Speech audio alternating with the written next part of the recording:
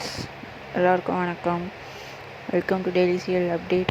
இன்றைக்கி என்ன நடக்க போகுது நான் உங்கள்கிட்ட சொல்லியிருந்தேன் நேற்று. ஸோ மறுபடியும் ரீகேப் பண்ணுறேன். நேற்று தீபாவளி சீசன் எல்லாம் முடிஞ்சு, தீபாவளி ஃபெஸ்டிவல் எல்லாம் முடிஞ்சு ஹாலில் உட்காந்து எல்லாம் பேசுகிறாங்க. இந்த மாதிரி நமக்கு வீட்டை விற்கிற பற்றி பேச போகிறாங்க. அதான் நேற்று நடந்துச்சு. ஸோ இன்றைக்கி என்ன நடக்க போகுதுன்னு, நெக்ஸ்ட் வீக் என்ன நடக்க போகுதுன்னு கடைசியாக சொல்கிறேன். வீடியோ ஸ்கிப் பண்ணாமல் பாருங்கள்.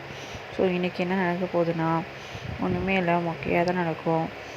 வீடை விற்கிற பற்றி கங்காவும் யமுனாவும் சண்டை போட்டுக்கிட்டே இருந்தாங்க எப்போ பார்த்தாலும். அது அவங்க அம்மாவுக்கு பிடிக்கவே இல்லை. வீடு விற்கிறது காவேரிக்கு விற்கக்கூடாது, வேறு யாருக்கெல்லாம் விற்கலாம், காவேரி விற்கக்கூடாதுன்னு சொல்லிட்டு கங்கா மூஞ்சி தூக்கி வச்சுக்கிட்டு இருந்தா. காவேரி அவங்க என் கங்கா காவேரிக்கிட்ட சத்தம் போட்டுட்டு இருந்தா.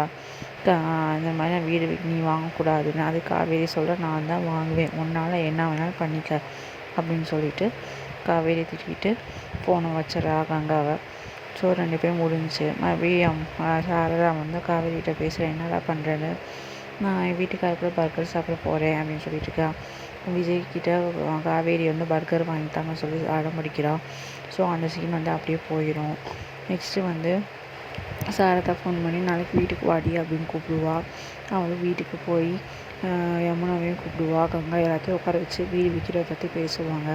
காவேரிக்கு தான் வீடு விற்பேன்னு சொல்லி சாரதா ஒரு கட்டளை இடுறா. அதையும் அவங்க அதோட தொடரும் போட்டாங்க. நெக்ஸ்ட் வீக் என்ன நடக்க போது நான் அவங்கள்ட்ட சொல்கிறேன்.